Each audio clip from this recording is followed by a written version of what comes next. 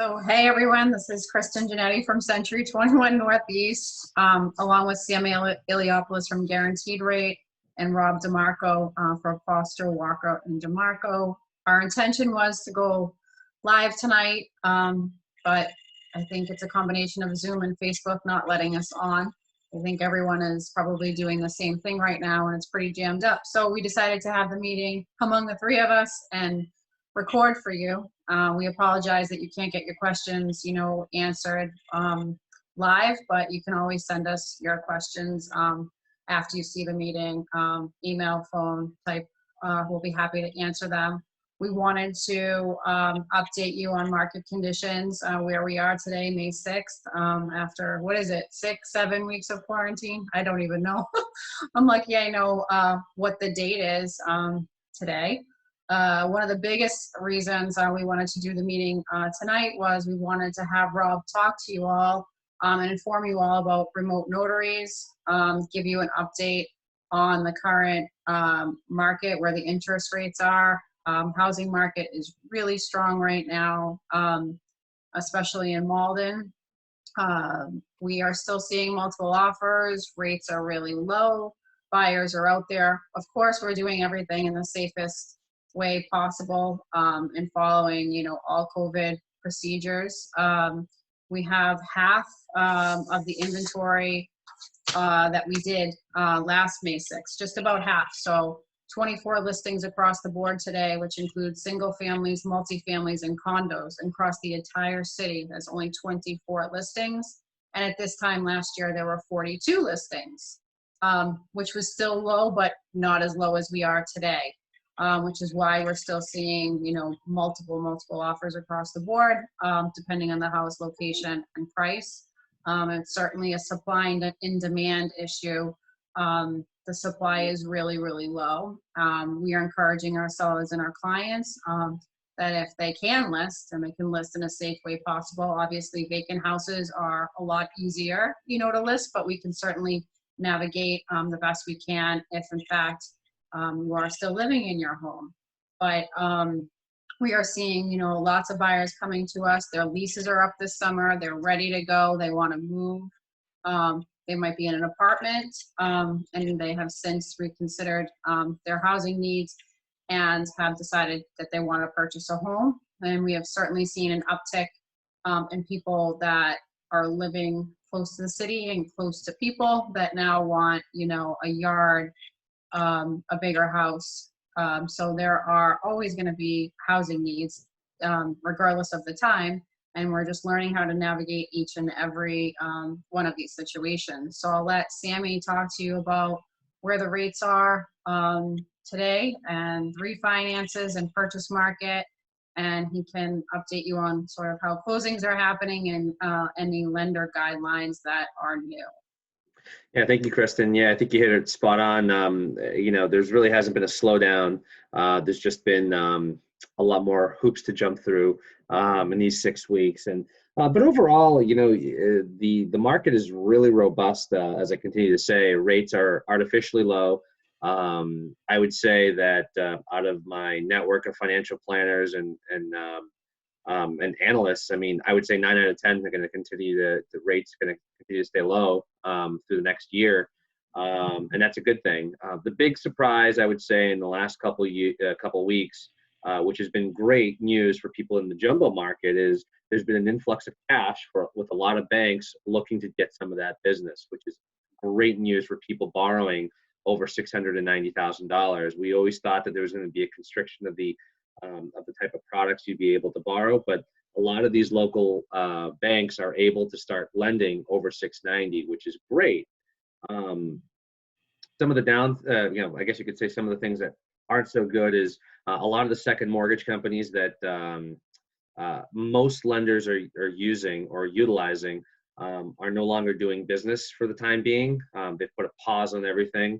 2 of the 3 largest did so all within a week. And we anticipated that. Everybody kind of made a mad rush to that one product, and you overused it.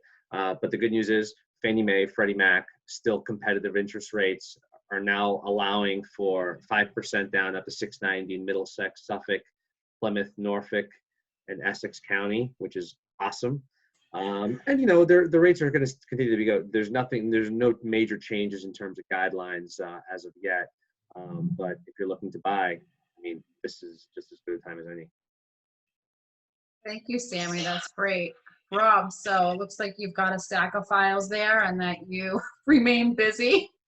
It's now 7:45 on a Wednesday night. You're still hunkered down in your office. I would say that you are busy. Yes, So, very, very busy. Things are progressing. We have lots of clients who are seeking homes. We have lots of investors who are buying and developing property. I'm in the middle of negotiating a deal right now. Client is looking to develop 48 townhouse units out towards the western part of the state. Lots of land around them for people to have their own yards. Affordability units are included.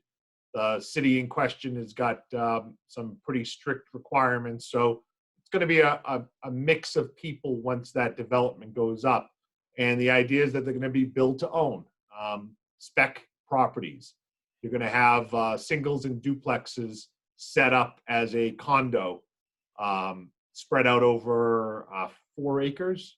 So, you know, a nice size development that is, you know, that very experienced developers really feel confident they're going to be able to build over the next 18 months and get on the market and sell. So I feel like the market is definitely moving in the right direction still. I mean, we're in Boston. You've got a built-in demand at all times. Even when we were facing the crunch back in 08 and 09, Boston was still moving properties. Sure, there's a correction that happens. It happens everywhere. But we felt it less. Why? Because we've got a lot of professionals. We've got a built-in requirement that lots of people work at lots of jobs and they want their own properties. And they're going to find ways to buy them.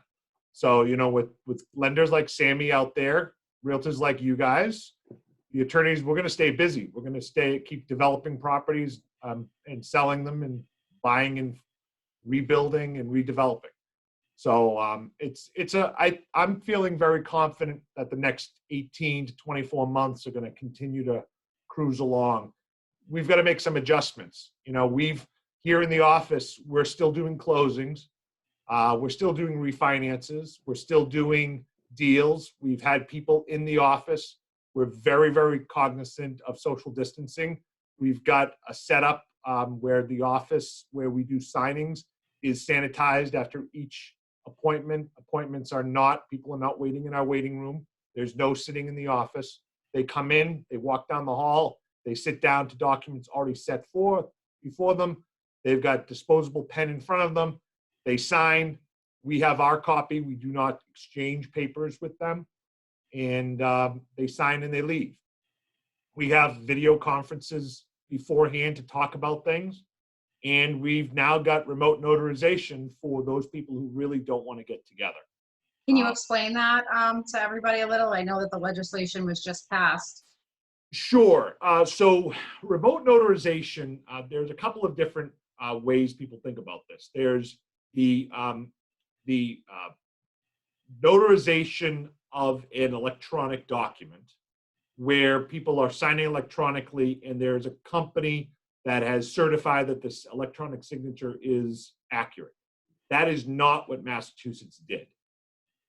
That's because we would have to redo many of our requirements in terms of original signatures. Massachusetts has a land court, which requires very stringent document identification issues. So using one of these virtual companies wasn't going to work out for us. So the people involved, one of the chief scribers of it is a friend of ours, somebody we work with in title insurance. And they examined all the different possibilities and they came up with this one. In Massachusetts version, which will only be in place during the emergency, we have a video conference. We go through the documents. We make sure that we, in the video, see the person actually sign the document, and then document to us via courier or overnight, and we notarize the document. There's a certain process that has to go along with that. There's certifications that attorneys have to sign off on. The people have to identify themselves. We need their licenses. There's two forms of identification. There's a variety of requirements. When it comes to real estate, we actually have to have a second video conference where those forms that have been delivered to the attorney are now put back in front of the video, and we go through them document by document and verify that that is the person's signature and that they did sign it. And that video, both videos, are saved in our systems for 10 years. The certifications are saved, and the courts are going to require affidavits to be filed as well. So we're following every possible requirement and every possible safety measure to make sure that we cut down on the possibility of fraud. You know, we live in a time period where people are people who want to steal find new and interesting ways to do so. And lawyers have to continue to defend against that. We all do. And this process is a pretty good one. I'm sure there's going to be little dips and valleys and obstacles, but for the most part, I've now used virtual notarization a couple of times. First time it was a little bit clunky, but after that, I've gotten used to it. And I think that it's going to work out very well.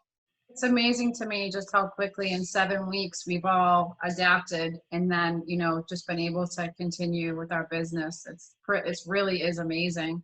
Can you speak at all to the PPP program, if you're still helping clients in that regard? It's the Paycheck Protection Program is still happening. I was actually just met with a client today who finally got her loan done. She was a second round funded business. It really is something that you have to be a good candidate for. And there are new pieces of information coming out all the time. We actually just learned of one. The IRS issued an opinion letter just in the last few days.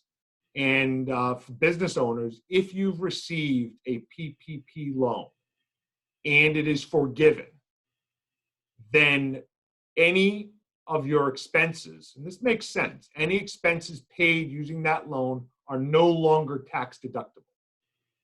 So now, if you think about that, if as a business, I consider, you know, my $100 a year as deductible expenses, and it's year in, year out, that's my payroll deductible, right? And I've brought in $200 a year. And so I reduce that income by 100. And so that's my gross profit.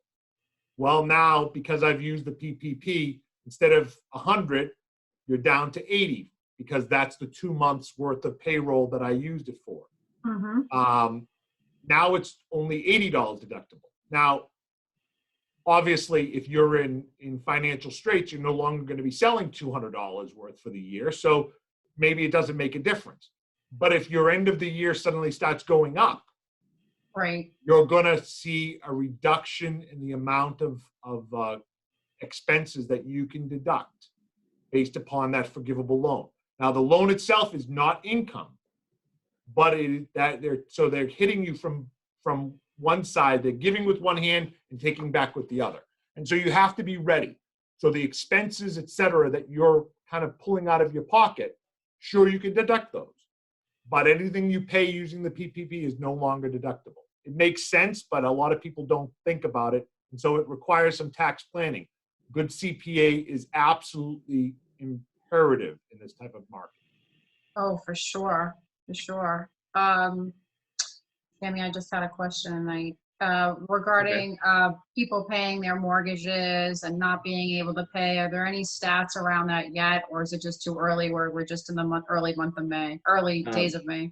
I mean, forbearances are up, obviously. There was an article on Scott's Trade.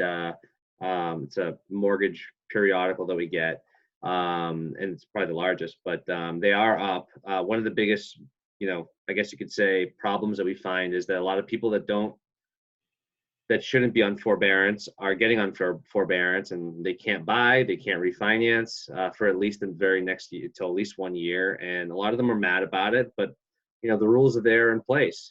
Have you had any forbearance in the last year? Yes. And you can't be mad at that. These are designed for people that are in dire straits that have no other options.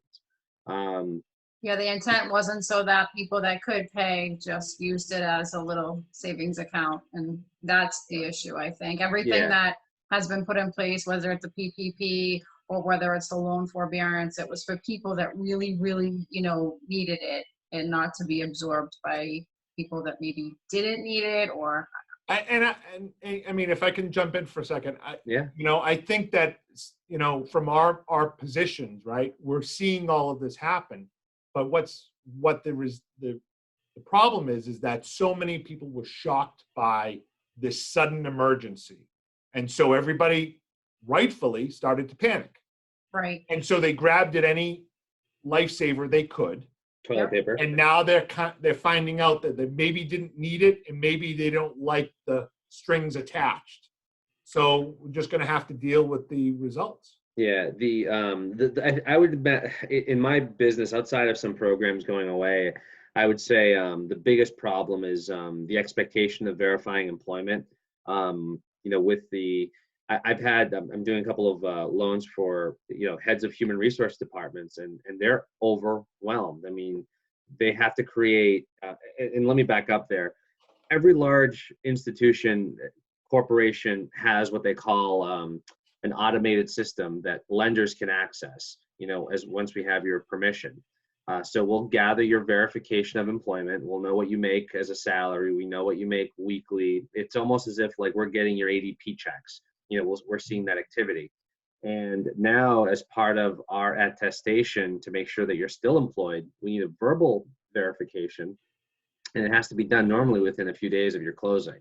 And the human resource departments of GE can't handle the amount of people that are buying and refinancing. It's almost impossible because it was designed to be automated. Now it's just impossible. And in some cases, they're calling on the actual day of the closing, right? And refi, like the day. Yeah, and lenders are defending the money and the package. They're telling Rob, hey, Rob, we're not giving you anything until we hear from these people. And it's a panic. It's an unpleasant panic at the end. I mean, if you have a job and you're pretty steady, you don't have anything to worry about. It's just the rush at the last second of the happiest day of this major investment. Yeah. I will say it's amazing, like how the closings are happening, like that we're able to, get to closing, do all the things that we need to do, get a final water reading.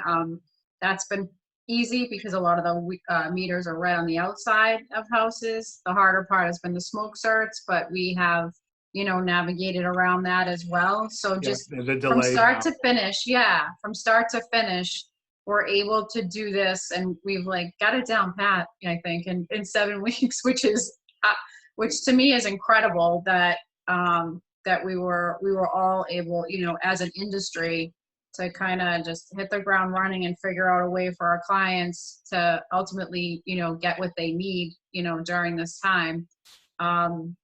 It's not one of these things that are going away tomorrow. And, we hope on the 18th, maybe, that we're able to, open our businesses slowly. The Malden businesses, of course, are near and dear to my heart. And, I worry about these people that have restaurants and small businesses, if they will, if we don't get open in some capacity soon enough. Obviously we want to do it safely, and we would never want to endanger anyone, but we care about our business community, and, we hope that they will able to open soon. I kind of was writing a list today of, it seems to be the talk of the neighborhood now. If you see neighbors, and like one of the biggest things is like, have you gotten any takeout? Where can you get takeout? I'm sick of my own food. Where can I go? And everywhere around my neighborhood I walk, we talk about food and what'd you get? Oh, what'd you get there? Oh, they're open. And it's like someone just gave you gold there's by a couple telling you there's a that. couple that opened recently, and we've been running So, the gamut. and like I think Jenna was saying El Patro had a huge wait. I know it was Cinco de Mayo, but they opened yesterday for takeout and there was a line down the street. District Kitchen just reopened. I'm seeing all of their Instagram posts and Facebook posts. Rob, you had gone there. Yeah, Fresco's Fresco's is back reopened. open again. I've got a list. Frying Tiger, I think I saw Fresco's today. finally. Yeah, look at that. Thank God. They were, The Petros, the Big A, I think Dockside has it Thursday, Friday, Saturday, 6/21. The Luxury Box at Town Line, Friday and Saturday nights. I just want to give a huge shout out to Pizza Pizza. And Dom's. Dom's just reopening. open. I heard that too, yeah. But Pizza Pizza, I think, has done an incredible job. Joe Crowley, from the beginning, just staying open safely, and the amount of charitable donations that Incredible. he has given is just back to the community is just incredible. I see all the posts and where all these donations and pizzas are going, and I just think that says a lot for him and for the community.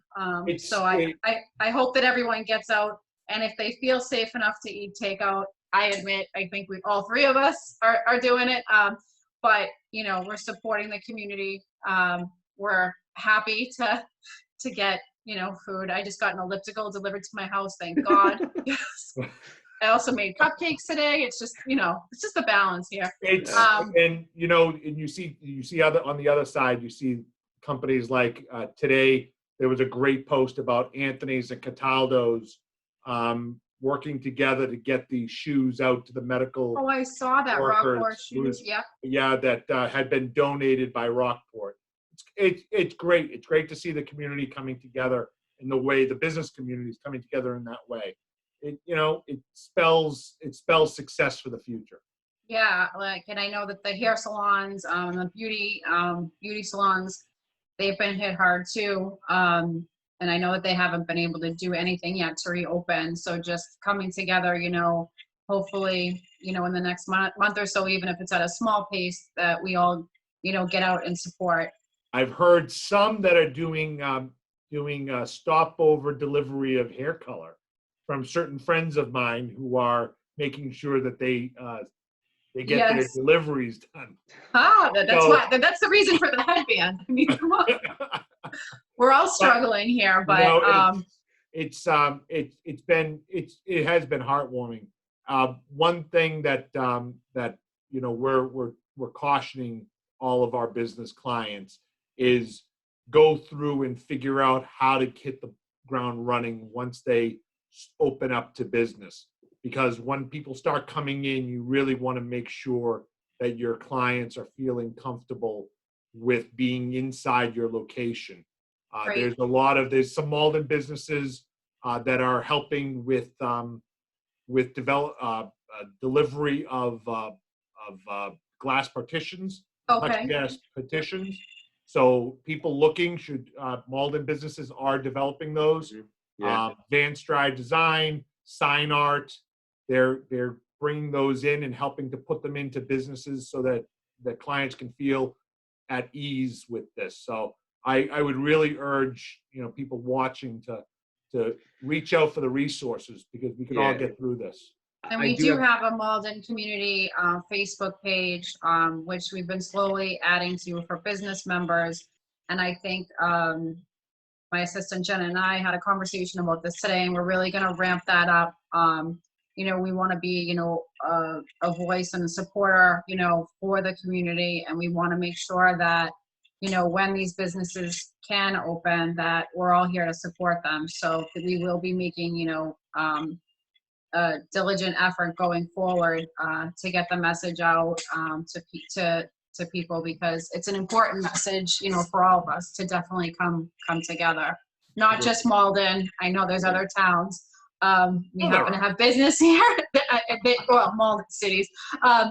No, Malden's the only place, right? Right, We gave you a list of some Malden restaurants. We could also do a spotlight on other cities in the future, but you know, we look forward to seeing everyone in person. That's for sure. I miss people, even if I have to sit behind glass at all seasons. I'm gonna do it.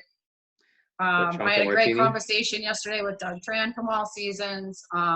You know, they're excited to see people soon and get reopened, you know, at some point. I think his sister restaurant, District Kitchen, hit the ground running, and people are flying, you know, just to get there. And, you know, and then the people who have, like you had said earlier, then you think about the small coffee shops, you think about Bikini, you think about Honeydew over on Eastern Ave, you think about the Dunkin' Donuts and the Medeiros family Dunkin' Donuts. I mean, there's a lot of these people have been really struggling to keep going. And, you know, it's really, I keep grabbing my coffee every morning that I can. And, you know, go out and buy some gift certificates for the future. It'll help them today. For sure. So a lot of ways to support the local business, the local community. Shop local, that's for sure. Yeah. That'll be the biggest lesson we learn out of this, right? Is we shop local. You Absolutely. got it. You got it. You know, for all of you that are gonna see this not live, we're sorry and we apologize for any inconvenience. You know, I think that Zoom and Facebook were overloaded. We may have to look at a different time for meetings or a different platform. We've all been using this kind of throughout our days. And so we'll look forward to, you know, the next live meeting. But if you do have questions, you can just ping us, you know, on Facebook, text, call, email. We're all still working. Like, we haven't stopped, as you can see by Rob's office. He can speak for all of us. He will be there until, no, I'm just kidding. It's now 8:05, it's dark, and he is sitting there. You know, but we value, you know, all of your support for our businesses in your community, and we want to be, you know, a voice for you. You know, should you have any questions or concerns, definitely reach out to us. Agreed. All right, guys. And Kristin, thanks for hosting these. Thanks again, Kristin. These meetings have been great, and I look forward to doing more of them. You got it. Have a good night, guys. All right. Good night. Cheers. Good night.